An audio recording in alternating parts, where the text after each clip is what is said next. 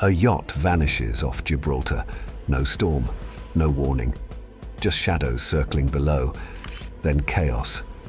The rudder shatters. The boat sinks. And it's not the only one. All across Spain and Morocco, orcas are targeting boats with brutal precision, again and again. Why? The answer isn't rage. It's something far stranger.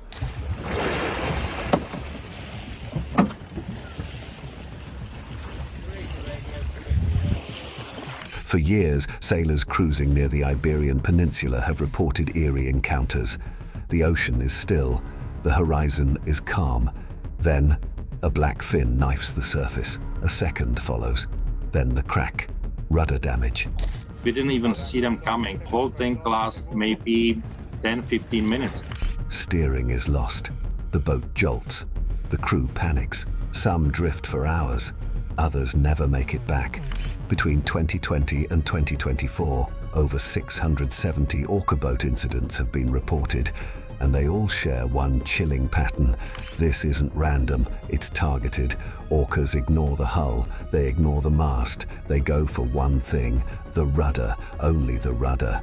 Sailors describe it as a horror story.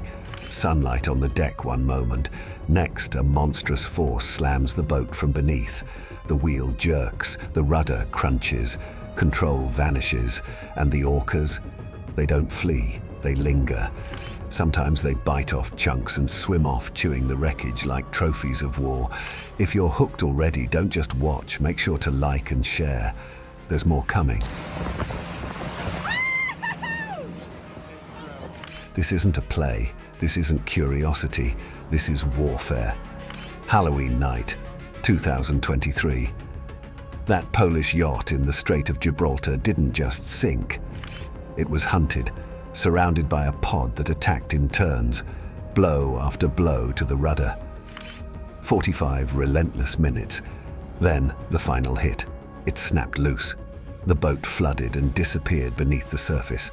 That was one of 20 attacks that month alone. At 4 a.m., it was my turn to go sleep. So I went down, I started taking my nap, and 30 minutes later, boom. So, what's going on? At first, the theories spiraled. Was it revenge? Humans have hunted orcas for centuries, slaughtered them for oil, meat, and sport. Maybe they remember.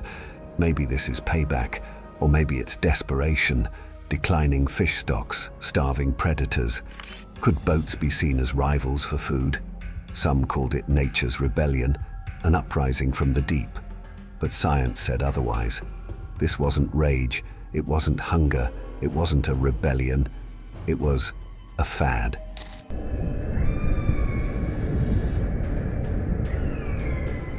Orcas are hyper-intelligent.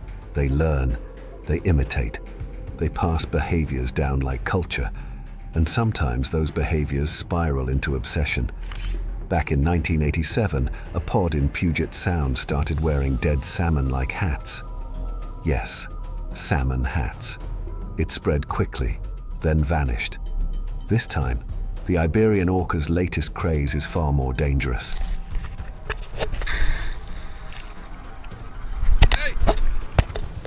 It likely began with one juvenile, young, energetic, bored.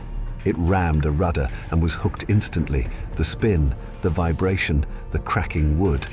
It didn't just feel good, it felt alive. Others joined in, then the whole pod. This wasn't mindless aggression. It was a learned game. And the boats? They never stood a chance. A fully grown male orca weighs over 6 tons. At full speed, 35 miles per hour, the impact is devastating. What orcas see as stimulation, sailors experience as sheer destruction. And they know what they're doing. They pick specific targets, sailboats under 29 feet. They work in coordinated waves. Some strike, others wait, then strike again. They don't just damage, they taunt. They circle the boat.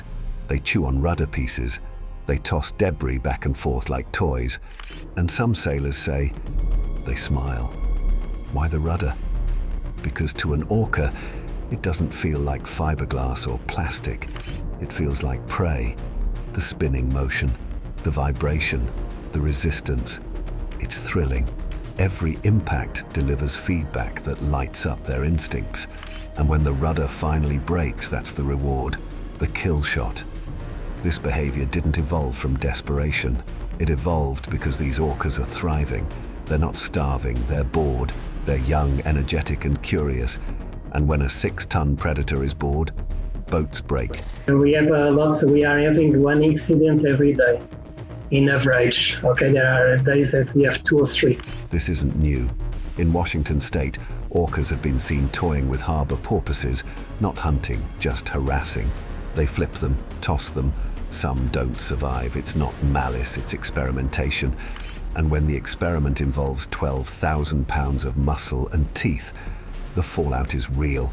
They tried it once and turned it into a game, and as it is with killer whales, things tend to spread among the group. Curiosity can be deadly, especially from an apex predator. If your jaw's on the floor right now, you're not alone. Hit that subscribe button. You won't believe what these orcas try next. So, how do we respond? Researchers have tried everything. Propeller coatings, underwater noise, rerouted travel paths, nothing worked.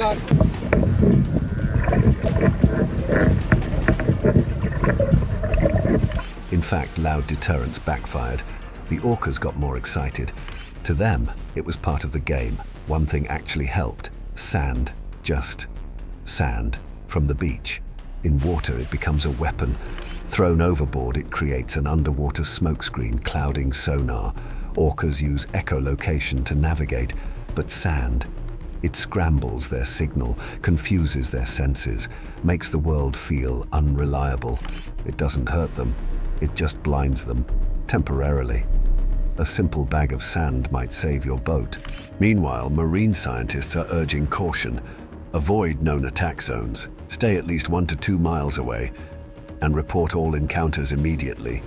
And whatever you do, don't use sound to scare them. It only fuels the frenzy. Let the fad fade, because that's what orca fads usually do.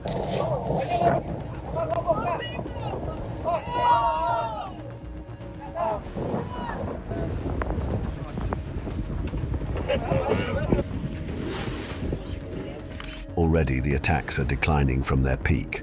Not gone, but slowing.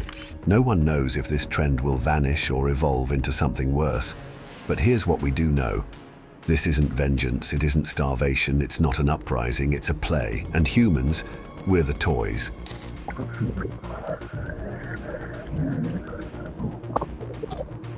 So, what does the future hold? Is this just a fad? Or is it the start of something far more dangerous? Let us know your thoughts below, and we'll see you in the next one. Stay safe out there.